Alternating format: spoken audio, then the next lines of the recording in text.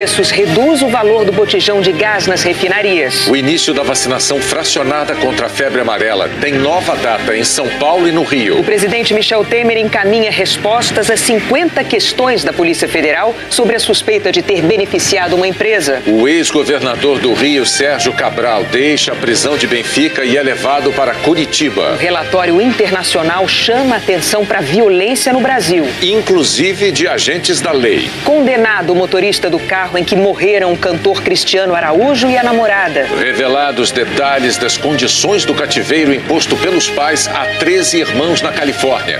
Eles trocavam o dia pela noite e eram punidos até por molhar os pulsos quando lavavam as mãos. E o Papa Francisco celebra um casamento no céu. O Jornal Nacional está começando. A Petrobras anunciou hoje uma nova política de preços para o gás de cozinha e o valor do botijão nas refinarias caiu. A partir de amanhã, as distribuidoras vão comprar o gás de cozinha com redução de 5% no preço. O botijão vai custar, em média, nas refinarias, R$ 23,16. Mas até chegar ao consumidor, sofre aumentos ao passar pelas distribuidoras e depois revendedoras. A nova política de preços pode ajudar a reduzir os custos para o consumidor em casa. Nos últimos meses, o que se viu foi uma escalada de aumentos e o preço médio do botijão de gás de cozinha subiu R$ 10. Os reajustes vinham acontecendo mensalmente. Eles vão continuar atrelados ao mercado internacional, mas agora as mudanças nos preços vão ser a cada 3 meses. Distribuidores e revendedores têm completa liberdade para fixar os seus preços. Portanto, certamente ajuda a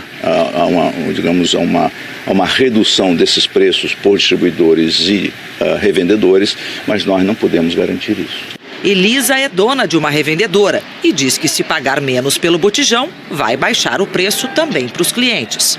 Esperar para ver se vai vir. Se vir para mim, o cliente também ganha. Também vai pagar mais barato? Vai pagar mais barato também. De acordo com a Petrobras, na média de preço do botijão, 45% vem das distribuidoras e revendedoras, 16% de ICMS, 3% de PIS, PASEP e COFINS e 36% é a parte da Petrobras. Os seguidos aumentos têm feito muito consumidor mudar de hábito. O cardápio do restaurante da Dona Emília foi adaptado, porque ela parou de usar o forno. Maria do Socorro foi ainda mais radical, passou a cozinhar com fogão a lenha. Em Goiânia, também tem morador buscando alternativas nada práticas. Vou catar cavaco de pau no quintal para fazer fogo para cozinhar.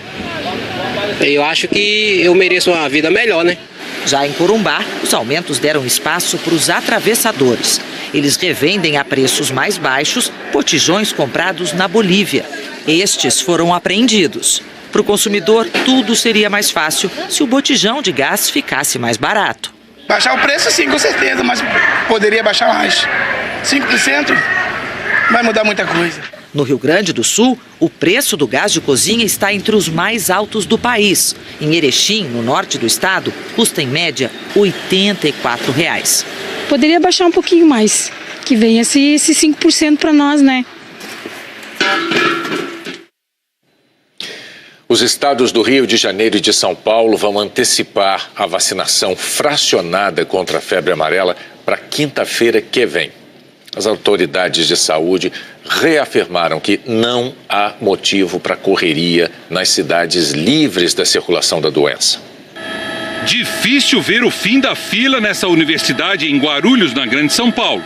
Era tanta gente querendo tomar a vacina que às 6 da manhã as 1.000 senhas já tinham acabado. Eu vivo assim, mata, eu precisava muito dessa vacina. Mas a maioria que estava ali não conseguiu. A gente, para tomar a vacina, tem que chegar às 19 horas do dia anterior, pegar uma senha, quer dizer, aguardar o dia depois, tem que ficar mais que quase 24 horas esperando. Hoje o governo de São Paulo anunciou que vai antecipar de novo a aplicação da vacina fracionada. Agora, a campanha vai começar no dia 25 de janeiro e vai até 17 de fevereiro.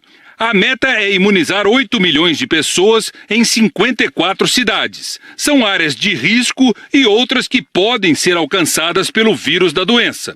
Para os moradores de 15 distritos da capital, a vacinação vai começar um dia depois, dia 26, porque dia 25 é feriado em São Paulo. O estado do Rio de Janeiro também anunciou hoje que vai antecipar o início da vacinação fracionada para o dia 25 de janeiro. A meta do estado é vacinar quase 8 milhões de moradores. Conversando com pessoas que estão passando horas na fila, a gente percebe que algumas ainda têm dúvidas sobre a eficácia da vacina fracionada. Infectologistas e autoridades de saúde ouvidas pelo Jornal Nacional afirmam que a vacina fracionada protege contra o vírus da febre amarela por pelo menos 8 anos. Eu quero dar a dose inteira nos meus filhos, eu prefiro. Fracionada, mas aí a dúvida fica, será que faz o mesmo efeito? Para o secretário estadual da Saúde de São Paulo, sim, a dose fracionada é eficaz. Eu não tenho a menor dúvida. É uma vacina que produz anticorpos à semelhança da vacina integral e tem uma durabilidade, no mínimo de 8 anos, pode ser mais. Davi Uip reforçou a orientação. Nesse momento, só deve tomar a vacina quem mora ou visita áreas de risco, áreas de matas, onde há a presença do vírus da febre amarela e dos mosquitos que transmitem a doença. Segundo ele, não há motivo para essa correria atrás da vacina. Nós temos a situação sob absoluto controle, nós sabemos exatamente o que está acontecendo, sabemos o que é preciso fazer, então a palavra de ordem é calma. Um satélite que ajuda a monitorar o desmatamento no Brasil com mais precisão detectou que a área devastada na Amazônia pode ser maior do que se imaginava. A Amazônia é uma fábrica de nuvens. A umidade que brota da floresta deixa o céu carregado durante 6 meses do ano. Nesse período mais chuvoso, os satélites não conseguiam enxergar a região toda. Em alguns meses chegava a 80%, 90% da cobertura de nuvens para a região. Então isso praticamente inviabilizava o monitoramento no desmatamento. Mas agora o vento sopra a favor dos pesquisadores. O Imazon, um instituto que há mais de 30 anos faz pesquisas na Amazônia, começou a utilizar um radar da Agência Espacial Europeia capaz de monitorar terremotos e vulcões. Nas florestas, a vantagem é que o radar consegue detectar o desmatamento, mesmo com a presença de nuvens e até durante a noite. No mês passado, esse novo sistema registrou 184 quilômetros quadrados de desmatamento na Amazônia. No mesmo período de 2016, quando o Imazon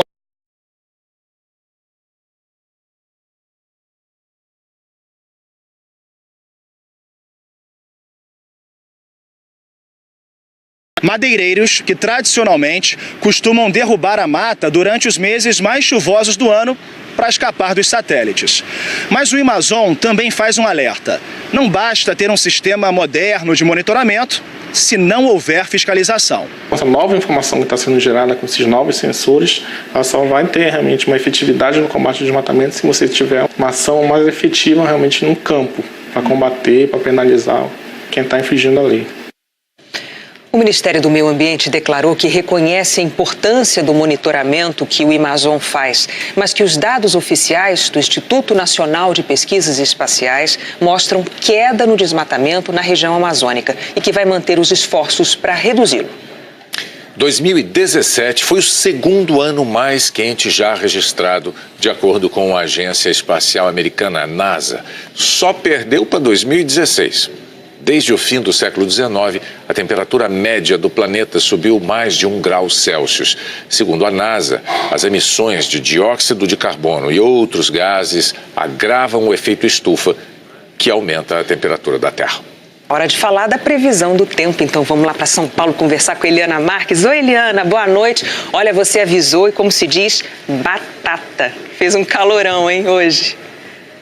Foi sim, Renata, boa noite para você, para o Bonner, bem-vindos de volta, né? Boa noite a todos. Valeu. Pois é, no termômetro oficial do Instituto Nacional de Meteorologia em Santa Cruz, no Rio de Janeiro, fez 38,8 graus, mas na região do Rio Centro, na Barra, a temperatura passou dos 40 graus e em Guaratiba passou dos 42 graus, segundo o Alerta Rio. E amanhã, esse calorão tem repeteco, previsão de chuva no Rio só à noite.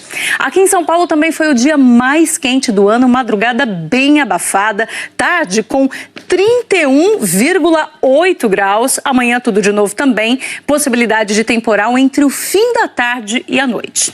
Muito sol e nada de chuva amanhã nessas duas áreas que estão em amarelo aqui, grande parte do Rio Grande do Sul, também entre a região dos lagos no Rio, o Espírito Santo, avançando por Minas, até Mato Grosso e Bahia. Muitas cidades dessa área aqui amanhã terão tempo firme acompanhado de secura, a umidade do ar caindo bastante à tarde. É o caso de Cuiabá, também de Goiânia, com máximas aí de 36, 35 graus. Em Porto Alegre, máxima de 31 graus sem chuva também, Renata. E os temporais de verão, Helena, fala mais deles, onde eles devem aparecer amanhã? Olha, pode ter temporal em todas as regiões do Brasil. A chuva está prevista para essas áreas aqui que estão em azul e rosa, roxo, né, no nosso mapa. No Nordeste, as instabilidades se formam no oceano por causa da umidade e aí avançam para o continente. No Recife, amanhã o sol nem deve aparecer, vai ser um dia de tempo bem fechado e chuvoso. Em João Pessoa e em Maceió, tem bons volumes de chuva previstos também. Agora, no litoral do Maranhão, passando aqui pelo Pará, também pelo Amapá, a chuva é provocada pela zona de convergência intertropical e mais para dentro do Brasil, aqui como a gente viu na reportagem, né, pelo calor e pela umidade que a floresta amazônica produz. Bom, em Macapá, Belém e Rio Branco, amanhã tem possibilidade de chuva nos 3 períodos do dia. E aí faltou falar do centro-sul do país, que também tem risco de tempestades amanhã. A baixa pressão que a gente mostrou ontem, amanhã vai dar origem a essa frente fria aqui. Em Campo Grande, a chuva deve chegar à tarde com máxima de 33 graus. Agora, nas regiões de Curitiba e Florianópolis, a chuva ainda pode provocar alagamentos e deslizamentos de terra. Renata e Bonner. Então, calorão com temporais aí na maior parte do Brasil. Obrigada, Eliana. Até amanhã. Exatamente. Até amanhã. Tchau. A seguir, um relatório internacional sobre a violência no Brasil. E a condenação do motorista do carro em que morreram o cantor Cristiano Araújo e a namorada. A Organização de Defesa dos Direitos Humanos, Human Rights Watch, chamou a atenção do mundo para a insegurança pública aqui no Brasil, inclusive para a violência praticada e sofrida por policiais.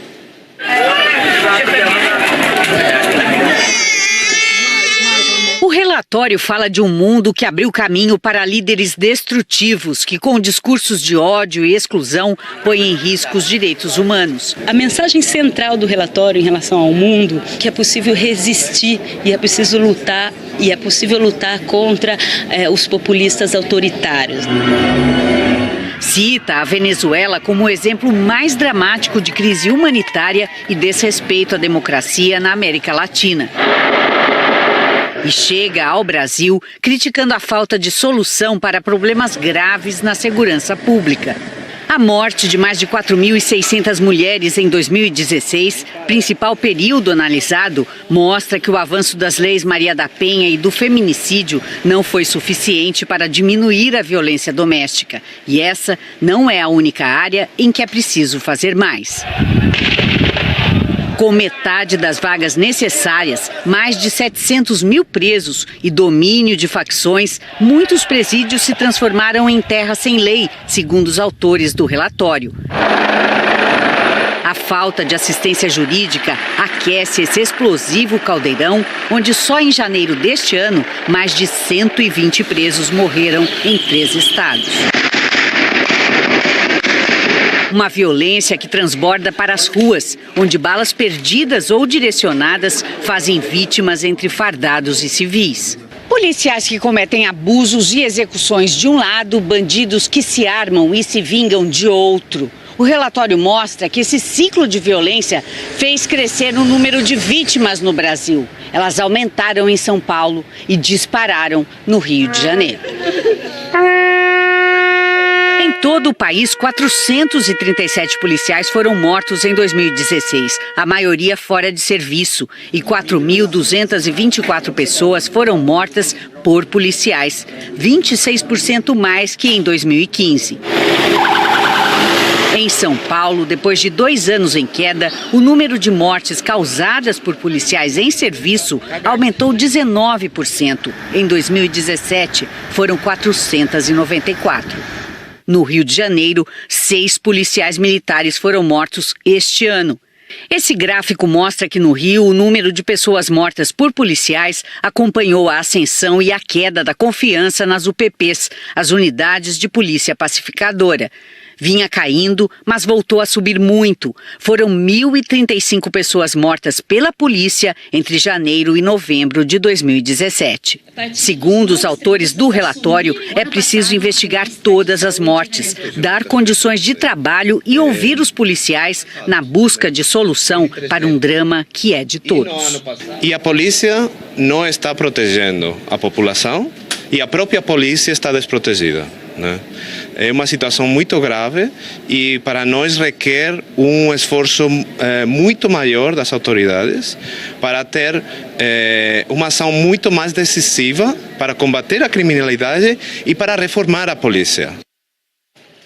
Uma operação das polícias em conjunto com as Forças Armadas prendeu mais de 20 suspeitos em favelas da zona norte do Rio. 3.000 militares e agentes das polícias civil, militar e federal ocuparam os principais acessos de 4 favelas, na zona norte da cidade, entre elas a do Jacarezinho. As forças de segurança conseguiram um mandado coletivo de busca e apreensão. Foi aqui que, na última sexta-feira, bandidos executaram o delegado Fábio Monteiro. Um dos objetivos da operação era prender Wendel Silvestre, de 21 anos, apontado como autor do crime.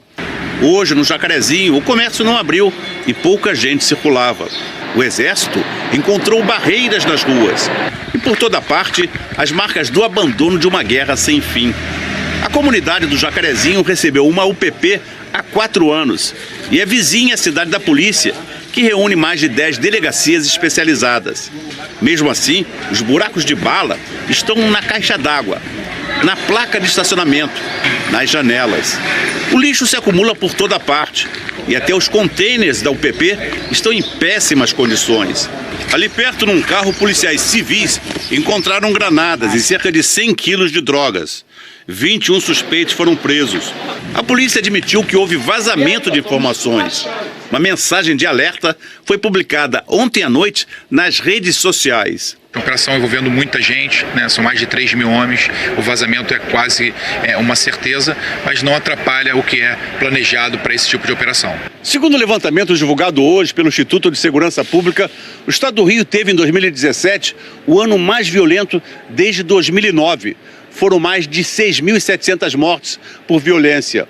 Outros índices de criminalidade também cresceram, como o roubo de carros, que teve um aumento de mais de 30%. No fim da manhã, um grande fornecimento de armas foi interceptado.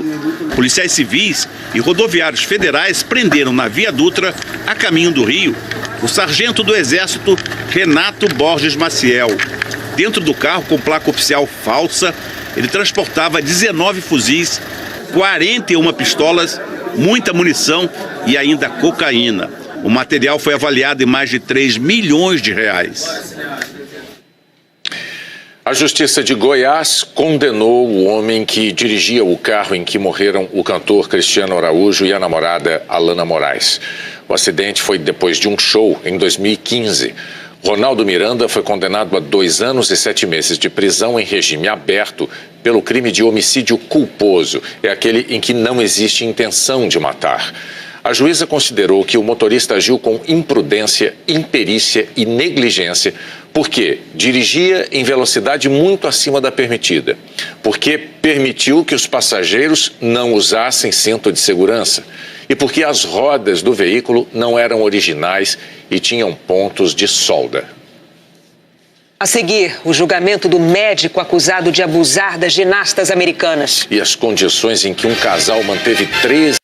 Autoridades do estado americano da Califórnia revelaram detalhes sobre as condições em que um casal manteve 13 filhos em cativeiro durante anos.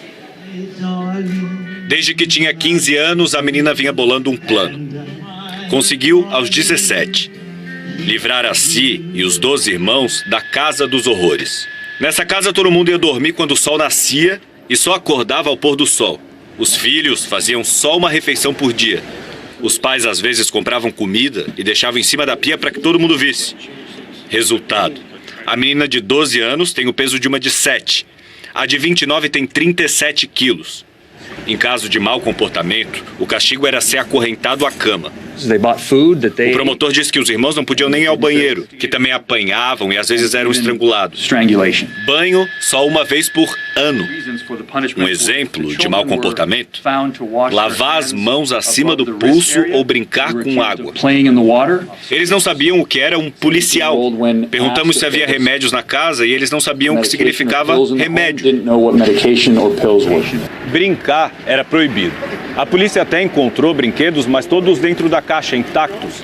A única coisa que os irmãos podiam fazer era escrever em diários. A polícia encontrou centenas, que devem conter detalhes do que se passava lá dentro. Isso tudo vinha acontecendo desde 2010. Os pais, David e Louise Turpin, se apresentaram hoje no tribunal. São acusados de tortura, abuso, cárcere privado. O pai ainda responde por ato libidinoso com uma das filhas, menor de 14 anos.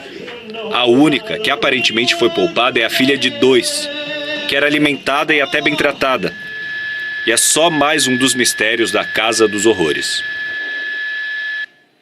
E agora há pouco, no tribunal, o casal se declarou inocente de todas as acusações. Mais 18 vítimas prestaram depoimento hoje no julgamento do ex-médico da seleção americana de ginástica.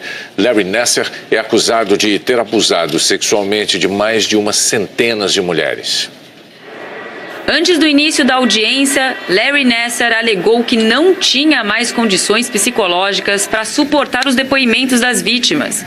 A juíza Rosemarie Aquilina respondeu: "Isso não se compara aos anos de prazer que você teve arruinando as vidas delas."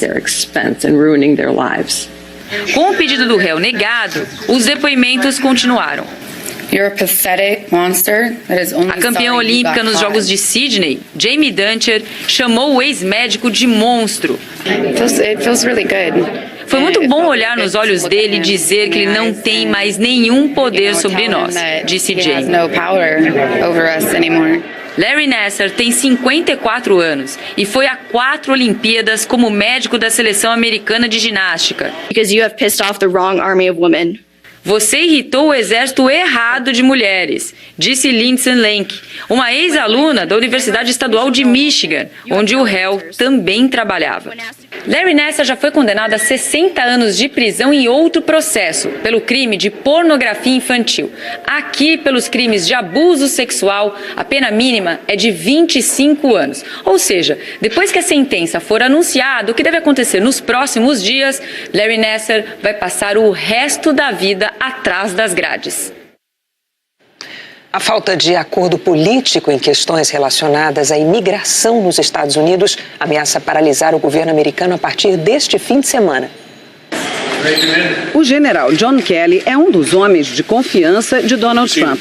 O chefe de gabinete costuma ser discreto, mas ontem contradisse o presidente, afirmando que Trump estava mal informado quando prometeu construir um muro na fronteira com o México e que a visão dele sobre a obra evoluiu. Kelly não falou apenas uma vez, mas 2, numa reunião com parlamentares e numa entrevista à Fox News, o canal de notícias mais assistido pelos republicanos.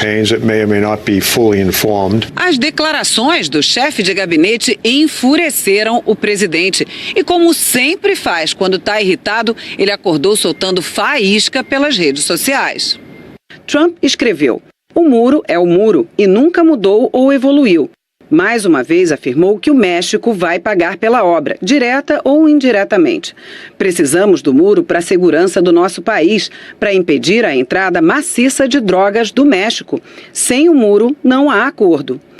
O muro está emperrando as negociações sobre o orçamento do governo federal. O Partido Democrata, de oposição, quer resolver a situação dos imigrantes que entraram ilegalmente no país quando eram crianças, os Dreamers. O Partido Republicano e o presidente dizem que só vão resolver isso se a negociação incluir o muro. Se não chegarem a um entendimento até amanhã, o governo vai ficar sem dinheiro para pagar o salário de 1 milhão de funcionários públicos, entre eles os militares. A seguir, o presidente Michel Temer encaminha respostas às 50 questões da Polícia Federal sobre a suspeita de ter beneficiado uma empresa. O ex-governador Sérgio Cabral é tirado da prisão onde desfrutou de privilégios no Rio. Por determinação da Justiça Federal, o ex-governador Sérgio Cabral foi transferido no início da noite do Rio para Curitiba. Procuradores afirmam que ele tinha regalias na cadeia. No fim da tarde, a Polícia Federal foi buscar Sérgio Cabral na cadeia pública de Benfica, na zona norte do Rio. O ex-governador, condenado até agora a 87 anos de prisão, foi levado de avião para Curitiba. A transferência foi determinada pelo juiz Sérgio Moro e pela juíza Caroline Vieira Figueiredo, que substitui o juiz Marcelo Bretas, da Lava Jato, no Rio. As duas decisões atenderam a pedidos do Ministério Público Federal no Rio e em Curitiba, baseadas numa investigação do Ministério Público Estadual do Rio. O MP afirma que o ex-governador se beneficiou de uma série de regalias e privilégios. Entre as provas estão estas imagens exibidas no Jornal Nacional ano passado. Em Bangu 8, onde ficou 6 meses, Sérgio Cabral circulava livremente fora da área reservada aos presos. O ex-governador recebia encomendas das mãos de um inspetor e visitas fora de hora. O sistema prisional do Rio de Janeiro, ele passou a se moldar para atender às necessidades de um preso, criando privilégios que ferem a isonomia que se encontra na Lei de Execuções Penais. Em maio do ano passado, Sérgio Cabral e outros presos da Lava Jato foram transferidos para a cadeia de Benfica. Foi lá que, em novembro, os promotores encontraram alimentos importados. Segundo o Ministério Público, o ex-governador articulou em Benfica a montagem de uma videoteca com televisão de 65 polegadas. O próprio Sérgio Cabral teria pedido a missionárias de uma igreja para assinar um termo de doação, como o Jornal Nacional também mostrou. O Ministério Público descobriu que a biblioteca onde Sérgio Cabral trabalhava em Bangu 8 não existe mais. Ela foi desmontada, o que fez a Secretaria de Administração Penitenciária, segundo os investigadores, trouxe estantes e livros aqui para a cadeia de Benfica. Os procuradores dizem que a mudança ocorreu para que Sérgio Cabral pudesse voltar a trabalhar na cadeia, coisa que presos mais antigos e de bom comportamento não conseguem.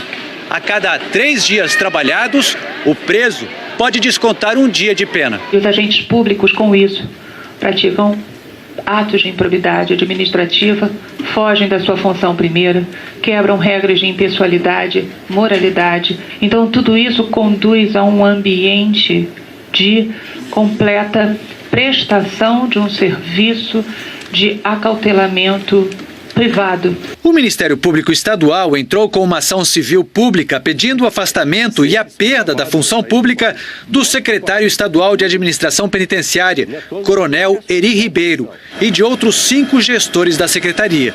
O MP pediu também que eles e Sérgio Cabral paguem multa e indenização por danos morais ao Estado. Essa situação do carcereiro ser influenciado, ser tolhido, ser, em alguma medida, controlado pelo preso que custodia, é inaceitável e apenas demonstra que a organização criminal, chefiada pelo senhor Sérgio Cabral, segue viva. Ele foi chefe de Estado.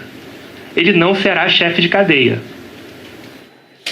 O advogado de Sérgio Cabral negou que ele tenha tido privilégios na cadeia e disse que vai recorrer das 2 decisões. A Secretaria de Administração Penitenciária declarou que só vai se pronunciar quando for notificada. O governador Luiz Fernando Pezão não quis comentar o pedido de afastamento do secretário de Administração Penitenciária, Eri Ribeiro, e dos outros 5 gestores da secretaria. A Justiça Federal encontrou falhas no monitoramento na casa do delator Lúcio Funaro, que está em prisão domiciliar. Ele é o responsável pela própria vigilância. Há um mês, o operador Lúcio Funaro deixou o presídio da Papuda, em Brasília. Como parte do acordo de delação, ganhou o direito de cumprir a prisão em casa, uma fazenda em Vargem Grande do Sul, São Paulo, com acompanhamento permanente. Mas é uma estrutura montada pelo próprio Funaro, que cuida do monitoramento dele. Um circuito interno de câmeras. A defesa informou que há 8 câmeras na fazenda e que serão colocadas mais 4. Funaro está em uma situação diferente dos demais delatores, graças a uma decisão inédita da Justiça Federal de Brasília. Por falta de tornozeleiras eletrônicas, o juiz Valisney de Oliveira permitiu esse monitoramento. A Justiça tem acesso remoto às imagens pelo celular ou computador. Mas já no primeiro relatório do monitoramento, a Justiça viu falhas.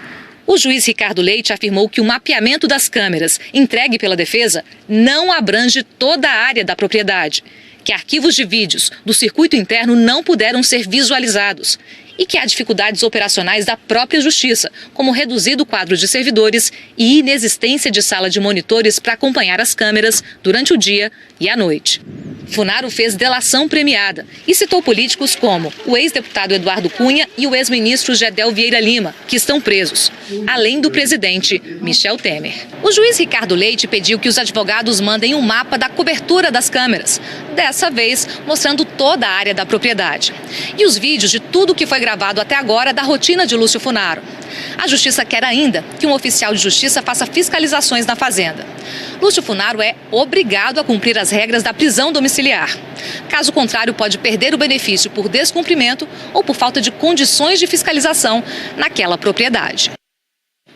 O advogado de Lúcio Funaro disse que já foi informado da decisão e que até segunda-feira todos os problemas apontados terão sido sanados e explicados à Justiça. O presidente Michel Temer respondeu hoje às 50 perguntas da Polícia Federal no inquérito sobre o suposto favorecimento de empresas do setor de portos com um decreto dele. Em todas as respostas, o presidente negou o recebimento de propina ou vantagens indevidas.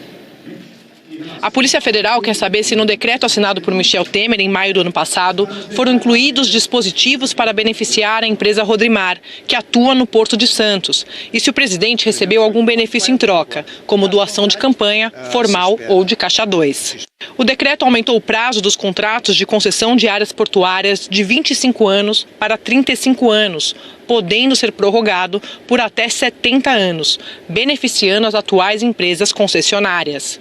Escutas telefônicas divulgadas pelo Supremo Tribunal Federal mostraram o ex-assessor de Temer, Rodrigo Rocha Loures, aquele que foi flagrado com a mala de R$500 mil, defendendo interesses de empresas que atuam nos portos brasileiros. Segundo o delator Ricardo Saldi, da JF, Rocha Loures indicou Ricardo Mesquita, da Rodrimar, para intermediar o pagamento de uma propina semanal. Michel Temer foi alvo de 2 denúncias da Procuradoria-Geral da República no ano passado. Foi acusado por recebimento de propina da JBS e por organização criminosa. As 2 foram barradas na Câmara dos Deputados. Essa é a 3ª investigação contra ele. O presidente deu a todas as perguntas respostas curtas. Em uma delas, o delegado Kleiber Malta Lopes perguntou se o presidente tem conhecimento de uso de recursos não contabilizados, conhecidos como caixa 2 eleitoral, em suas campanhas. Michel Temer respondeu: "Nunca me utilizei de recursos não contabilizados em minhas campanhas. Todos os valores recebidos, em razão das minhas disputas eleitorais, foram devidamente escriturados, informados à Receita Federal e à Justiça Eleitoral." Na 40ª pergunta, o delegado insistiu: "Vossa Excelência foi procurado por representantes de concessionárias de terminais portuários em 2017 com demandas sobre o setor e interesse em edição de normativo que buscasse ampliar o prazo das concessões e ainda incluir solução sobre concessões pré-93? O presidente respondeu: "Não fui procurado por empresários do setor portuário sobre edição de normativo que buscasse ampliar os prazos das concessões de terminais portuários.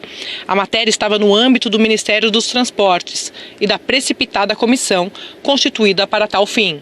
Em outro momento, o delegado questionou: "Vossa Excelência recebeu alguma oferta de valor, ainda que em forma de doação de campanha eleitoral, formal, do tipo caixa 2, para inserir dispositivos no novo decreto dos portos, mais benéficos para empresas concessionárias do setor?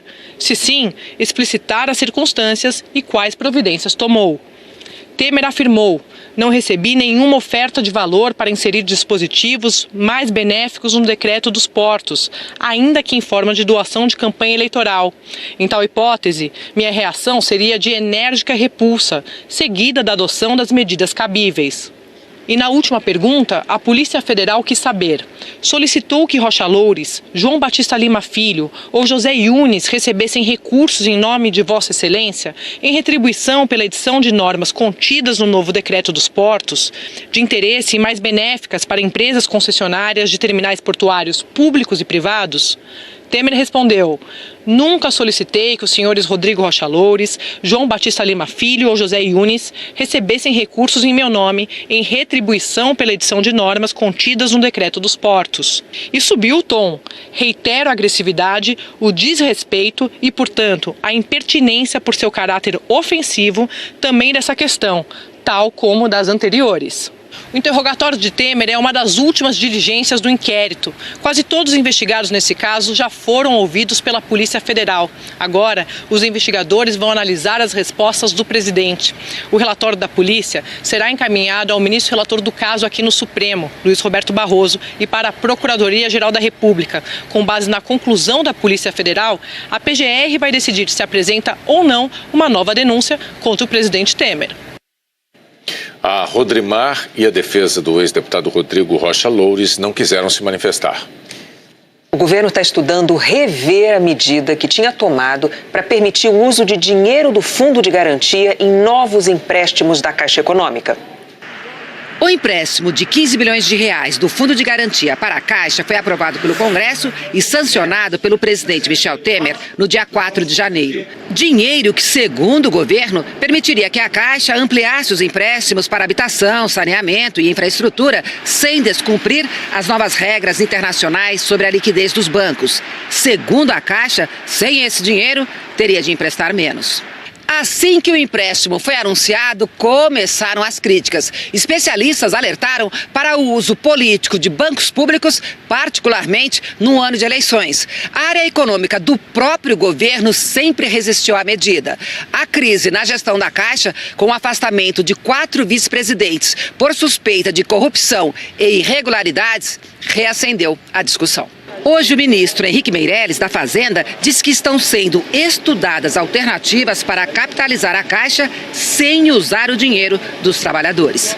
Estamos trabalhando numa série de frentes e vamos viabilizar a recapitalização da Caixa, e a capacidade da Caixa deve ser preservada para continuar, de fato, emprestando onde deve, que é exatamente para a construção de mais moradias, mais residências, etc., para a população.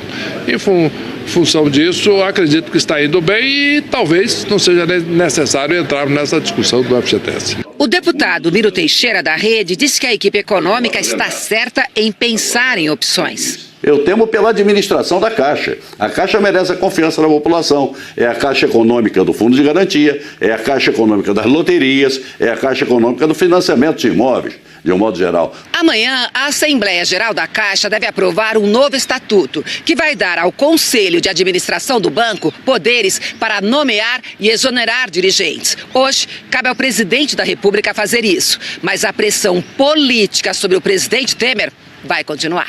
O deputado José Rocha, líder do PR, um dos partidos que apoia o governo, disse que não abre mão de continuar indicando dirigentes para o banco e que vai manter a indicação de Deusdina dos Reis para o cargo de vice-presidente da Caixa se ela for inocentada. Deusdina é um dos 4 vice-presidentes afastados pelo presidente Temer.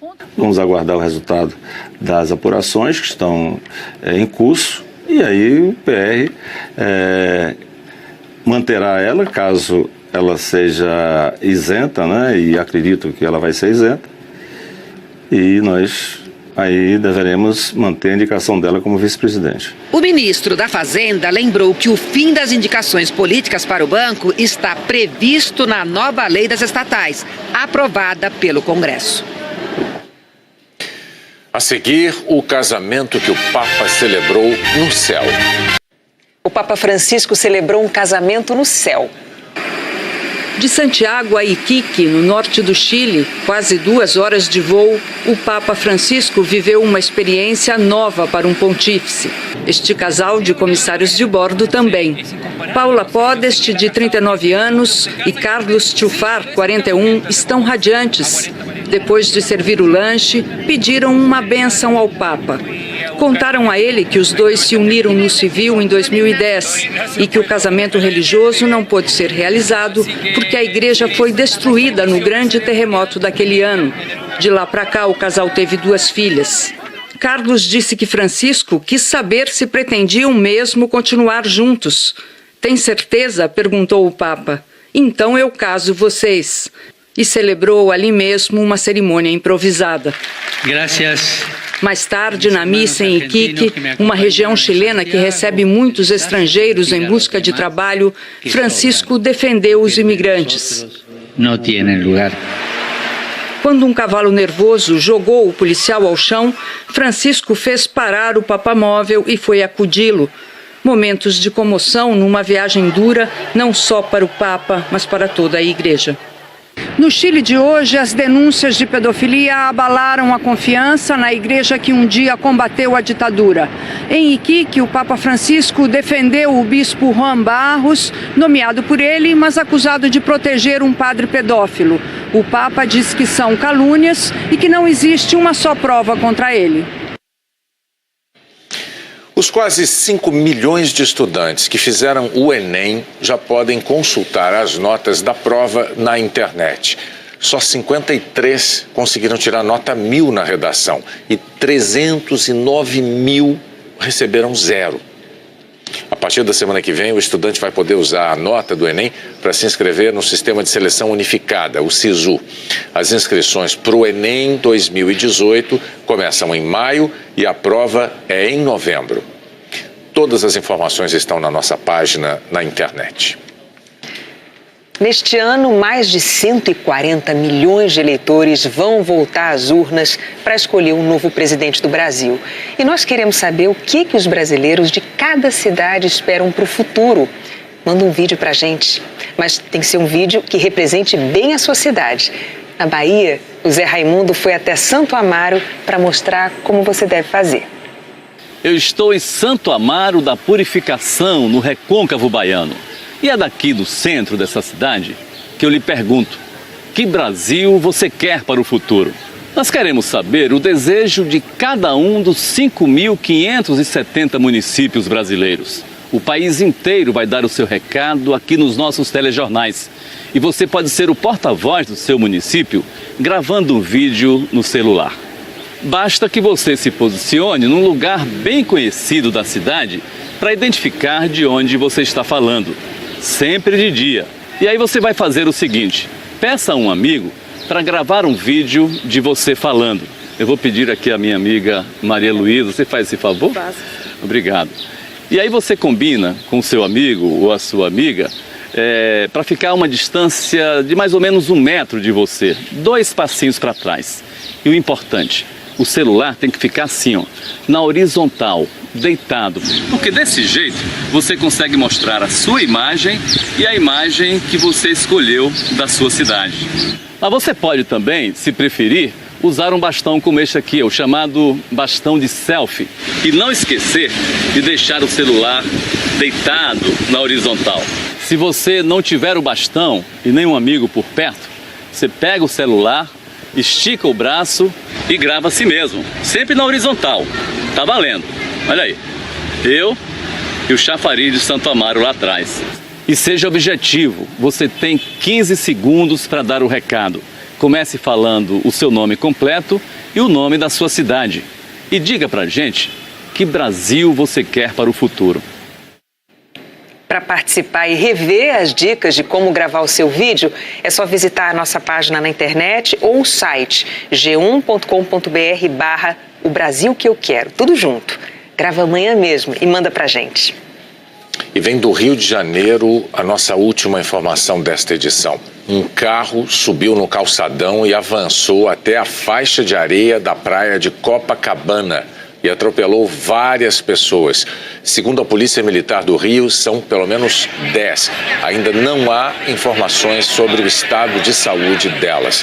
Esse acidente, esse atropelamento coletivo, foi por volta das 8h30 da noite, na altura da rua Figueiredo de Magalhães, que é um dos pontos mais movimentados da orla de Copacabana. O motorista responsável por esse atropelamento coletivo fugiu.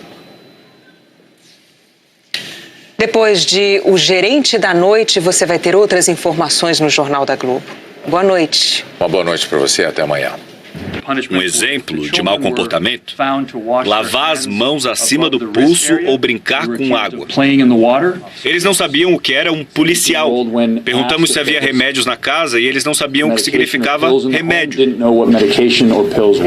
Brincar era proibido. A polícia até encontrou brinquedos, mas todos dentro da caixa, intactos. A única coisa que os irmãos podiam fazer era escrever em diários. A polícia encontrou centenas, que devem conter detalhes do que se passava lá dentro. Isso tudo vinha acontecendo desde 2010. Os pais, David e Louise Turpin, se apresentaram hoje no tribunal. São acusados de tortura, abuso, cárcere privado.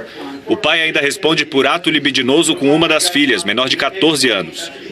A única que aparentemente foi poupada é a filha de 2, que era alimentada e até bem tratada. E é só mais um dos mistérios da Casa dos Horrores. E agora há pouco, no tribunal, o casal se declarou inocente de todas as acusações. Mais 18 vítimas prestaram depoimento hoje no julgamento do ex-médico da seleção americana de ginástica. Larry Nassar é acusado de ter abusado sexualmente de mais de umas centenas de mulheres. Antes do início da audiência, Larry Nassar alegou que não tinha mais condições psicológicas para suportar os depoimentos das vítimas. A juíza Rosemarie Aquilina respondeu: "Isso não se compara aos anos de prazer que você teve arruinando as vidas delas." Com o pedido do réu negado, os depoimentos continuaram. A campeã olímpica nos Jogos de Sydney, Jamie Duncher, chamou o ex-médico de monstro. Foi muito bom olhar nos olhos dele e dizer que ele não tem mais nenhum poder sobre nós, disse Jamie. Larry Nassar tem 54 anos e foi a 4 Olimpíadas como médico da seleção americana de ginástica. Você irritou o exército errado de mulheres, disse Lindsay Lenk, uma ex-aluna da Universidade Estadual de Michigan, onde o réu também trabalhava. Larry Nassar já foi condenado a 60 anos de prisão em outro processo, pelo crime de pornografia infantil. Aqui, pelos crimes de abuso sexual, a pena mínima é de 25 anos. Ou seja, depois que a sentença for anunciada, o que deve acontecer nos próximos dias, Larry Nassar vai passar o resto da vida atrás das grades. A falta de acordo político em questões relacionadas à imigração nos Estados Unidos ameaça paralisar o governo americano a partir deste fim de semana.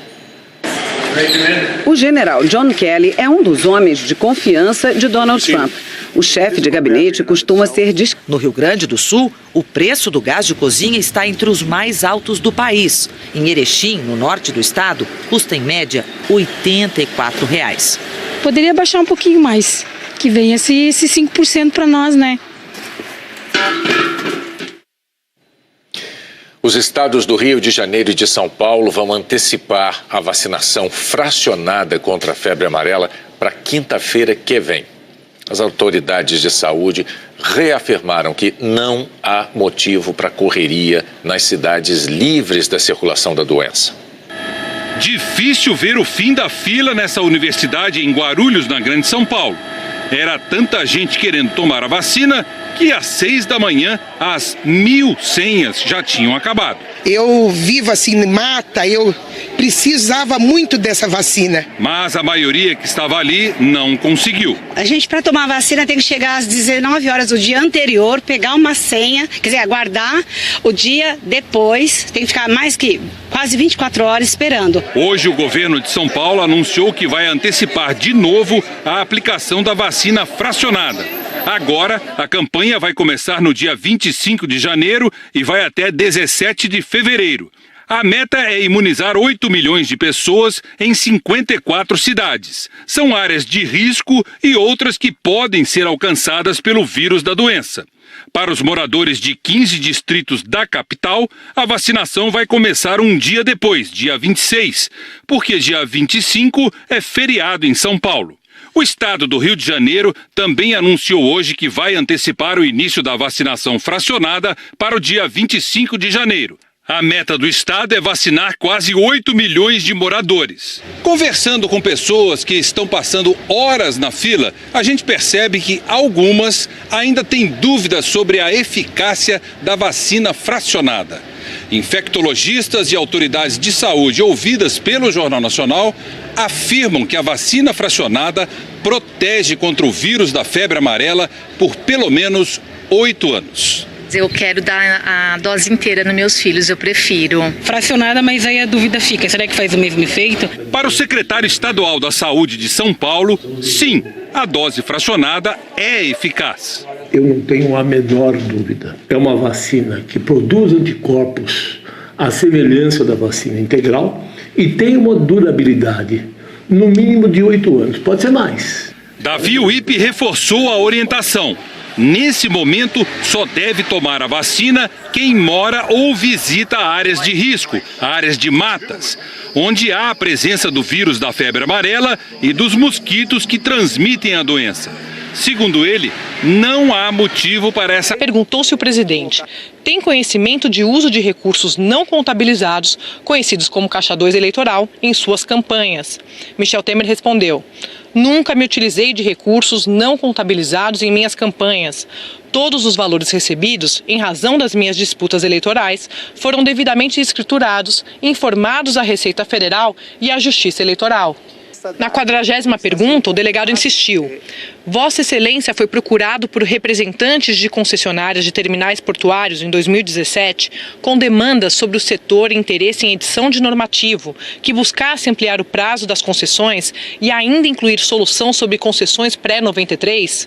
O presidente respondeu: não fui procurado por empresários do setor portuário sobre edição de normativo que buscasse ampliar os prazos das concessões de terminais portuários.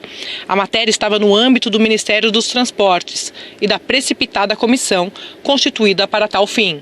Em outro momento, o delegado questionou: Vossa Excelência recebeu alguma oferta de valor, ainda que em forma de doação de campanha eleitoral, formal, do tipo Caixa 2, para inserir dispositivos no novo decreto dos portos, mais benéficos para empresas concessionárias do setor? Se sim, explicitar as circunstâncias e quais providências tomou. Temer afirmou: não recebi nenhuma oferta de valor para inserir dispositivos mais benéficos no decreto dos portos, ainda que em forma de doação de campanha eleitoral. Em tal hipótese, minha reação seria de enérgica repulsa, seguida da adoção das medidas cabíveis. E na última pergunta, a Polícia Federal quis saber: solicitou que Rocha Loures, João Batista Lima Filho ou José Yunes recebessem recursos em nome de Vossa Excelência em retribuição pela edição de normas contidas no novo decreto dos portos, de interesse e mais benéficas para empresas concessionárias de terminais portuários públicos e privados? Temer respondeu: nunca solicitei que os senhores Rodrigo Rocha Loures, João Batista Lima Filho ou José Yunes recebessem recursos em meu nome em retribuição pela edição de normas contidas no decreto dos portos. E subiu o tom: reitero a agressividade, o desrespeito e, portanto, a impertinência por seu caráter ofensivo também dessa questão, tal como das anteriores. O interrogatório de Temer é uma das últimas diligências do inquérito. Quase todos os investigados nesse caso já foram ouvidos pela Polícia Federal. Agora, os investigadores vão analisar as respostas do presidente. O relatório da polícia será encaminhado ao ministro relator do caso aqui no Supremo, Luiz Roberto Barroso, e para a Procuradoria-Geral da República. Com base na conclusão da Polícia Federal, a PGR vai decidir se apresenta ou não uma nova denúncia contra o presidente Temer.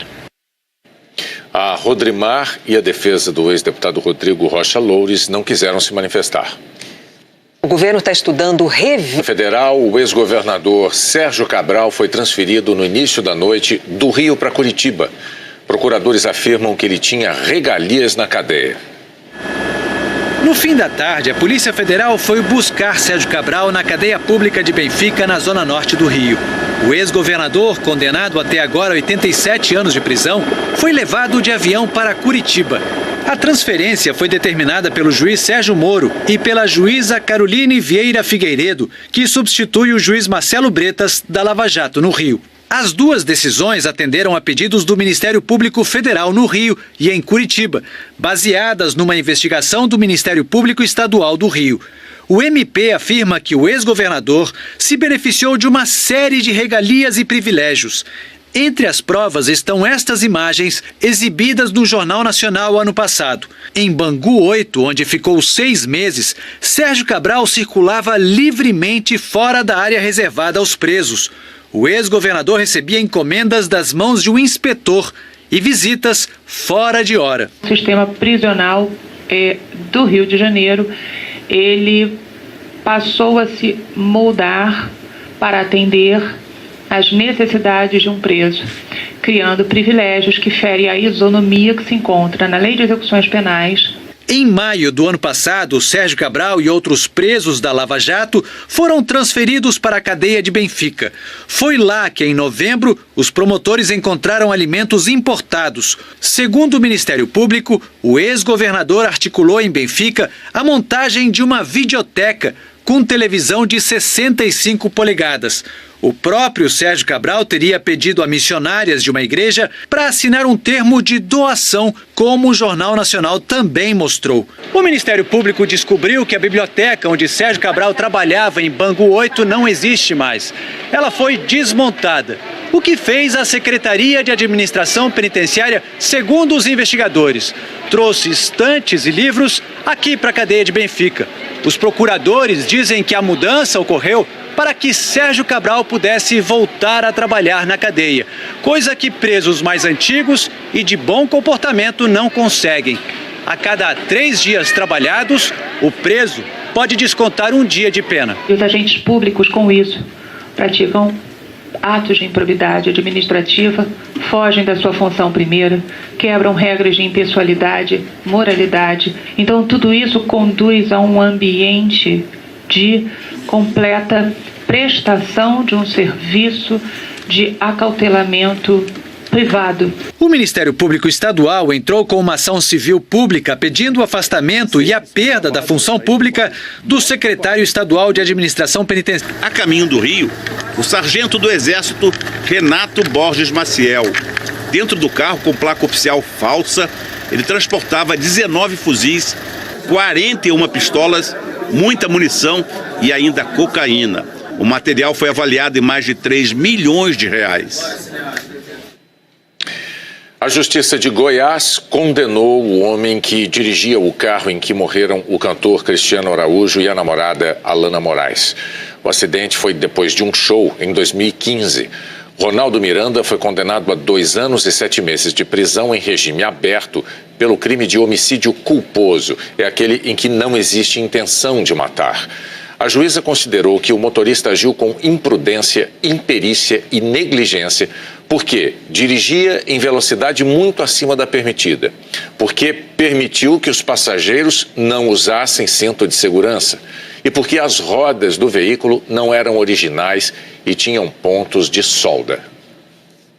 A seguir, o julgamento do médico acusado de abusar das ginastas americanas. E as condições em que um casal manteve 13... Autoridades do estado americano da Califórnia revelaram detalhes sobre as condições em que um casal manteve 13 filhos em cativeiro durante anos. Desde que tinha 15 anos, a menina vinha bolando um plano. Conseguiu aos 17. Livrar a si e os 12 irmãos da casa dos horrores. Nessa casa todo mundo ia dormir quando o sol nascia e só acordava ao pôr do sol. Os filhos faziam só uma refeição por dia. Os pais às vezes compravam comida e deixavam em cima da pia para que todo mundo visse. Resultado: a menina de 12 anos tem o peso de uma de 7. A de 29 tem 37 quilos. Em caso de mau comportamento, o castigo era ser acorrentado à cama. O promotor disse que os irmãos não podiam nem ir ao banheiro, que também apanhavam e às vezes eram estrangulados. Banho só uma vez por ano. Um exemplo de mau comportamento: lavar as mãos acima do pulso ou brincar com água. Eles não sabiam o que era um policial. Perguntamos se havia remédios na casa e eles não sabiam o que significava remédio. Brincar era proibido. A polícia até encontrou brinquedos, mas todos dentro da caixa, intactos. A única coisa que os irmãos podiam fazer era escrever em diários. A polícia encontrou centenas, que devem conter detalhes do que se passava lá dentro. Isso tudo vinha acontecendo desde 2010. Os pais, David e Louise Turpin, se apresentaram hoje no tribunal.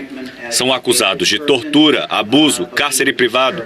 O pai ainda responde por ato libidinoso com uma das filhas, menor de 14 anos. A única que aparentemente foi poupada é a filha de 2, que era alimentada e até bem tratada. Também, Renata. E os temporais de verão, Helena, fala mais deles, onde eles devem aparecer amanhã? Olha, pode ter temporal em todas as regiões do Brasil. A chuva está prevista para essas áreas aqui que estão em azul e rosa, roxo, né, no nosso mapa. No Nordeste, as instabilidades se formam no oceano por causa da umidade e aí avançam para o continente. No Recife, amanhã o sol nem deve aparecer, vai ser um dia de tempo bem fechado e chuvoso. Em João Pessoa e em Maceió, tem bons volumes de chuva previstos também. Agora, no litoral do Maranhão, passando aqui pelo Pará, também pelo Amapá, a chuva é provocada pela zona de convergência intertropical e mais para dentro do Brasil, aqui como a gente viu na reportagem, né, pelo calor e pela umidade que a floresta amazônica produz. Bom, em Macapá, Belém e Rio Branco, amanhã tem possibilidade de chuva nos 3 períodos do dia. E aí faltou falar do centro-sul do país, que também tem risco de tempestades amanhã. A baixa pressão que a gente mostrou ontem, amanhã vai dar origem a essa frente fria aqui. Em Campo Grande, a chuva deve chegar à tarde com máxima de 33 graus. Agora, nas regiões de Curitiba e Florianópolis, a chuva ainda pode provocar alagamentos e deslizamentos de terra. Renata e Bonner. Então, calorão com temporais aí na maior parte do Brasil. Obrigada, Eliana. Até amanhã. Exatamente. Até amanhã. Tchau. A seguir, um relatório internacional sobre a violência no Brasil. E a condenação do motorista do carro em que morreram o cantor Cristiano Araújo e a namorada. A Organização de Defesa dos Direitos Humanos, Human Rights Watch, chamou a atenção do mundo para a insegurança pública aqui no Brasil, inclusive para a violência praticada e sofrida por policiais.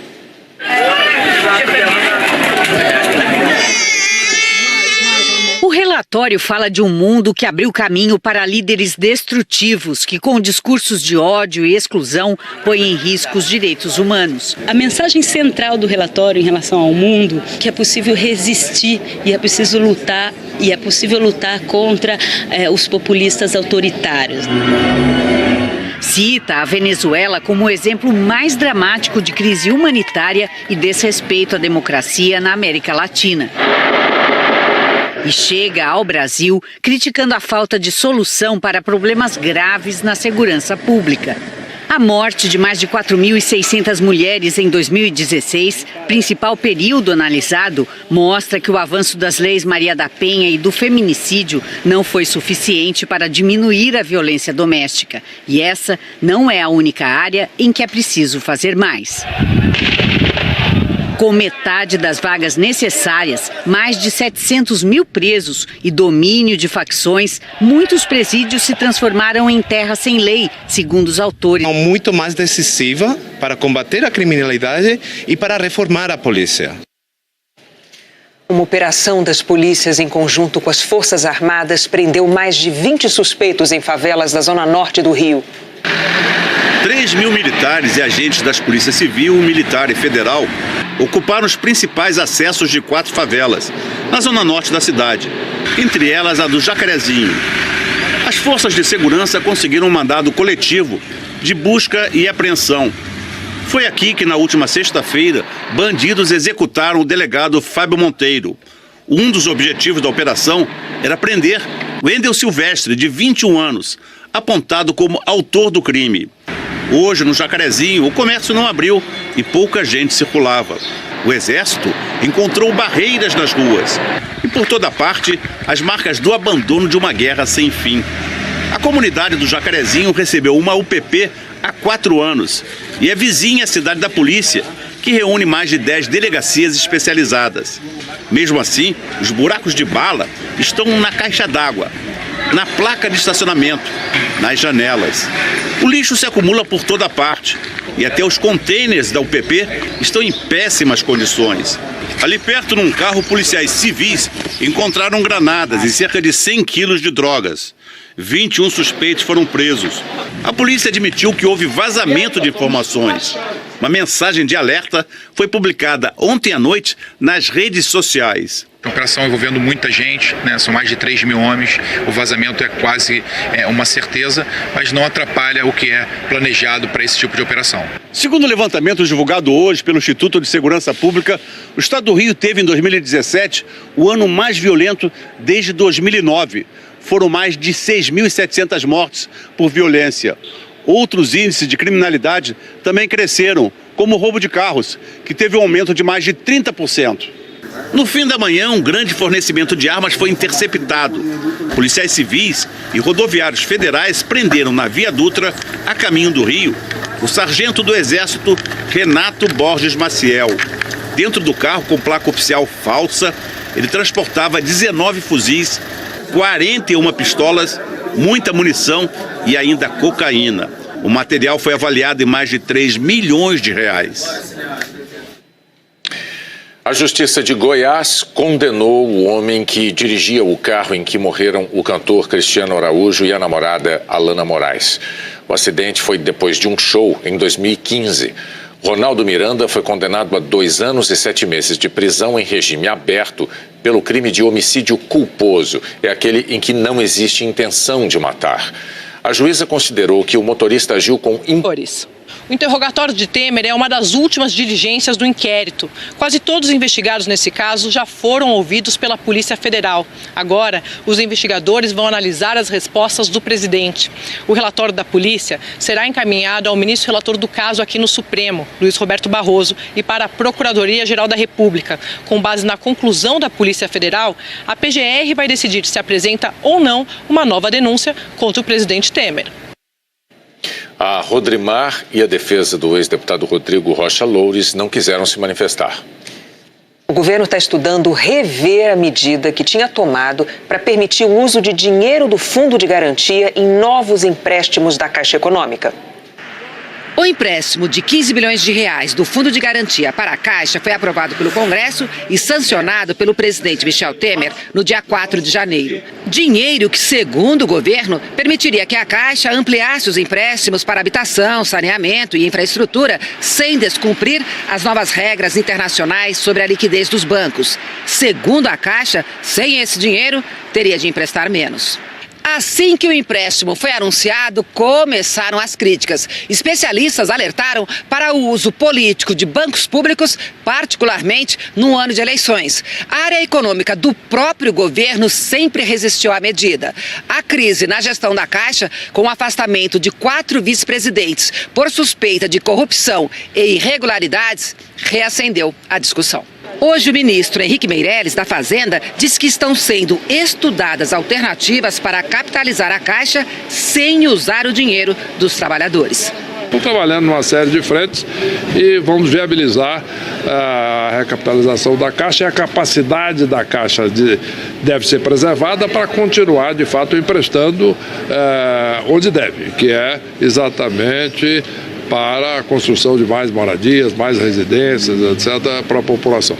Em função disso, acredito que está indo bem e talvez não seja necessário entrar nessa discussão do FGTS. O deputado Miro Teixeira, da Rede, disse que a equipe econômica está certa em pensar em opções. Eu temo pela administração da Caixa. A Caixa merece a confiança da população. É a Caixa Econômica do Fundo de Garantia, é a Caixa Econômica das loterias, é a Caixa Econômica do financiamento de imóveis, de um modo geral. Amanhã, a Assembleia Geral da Caixa deve aprovar um novo estatuto que vai dar ao Conselho de Administração do banco poderes para nomear e exonerar dirigentes. Hoje, cabe ao presidente da República fazer isso, mas a pressão política sobre o presidente Temer vai continuar.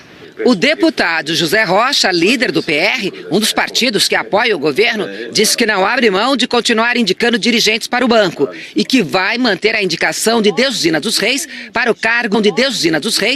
o cargo de vice-presidente da Caixa, se ela for inocentada. Deusdina é um dos 4 vice-presidentes afastados pelo presidente Temer. Vamos aguardar o resultado das apurações que estão em curso. E aí o PR manterá ela, caso ela seja isenta, né? E acredito que ela vai ser isenta.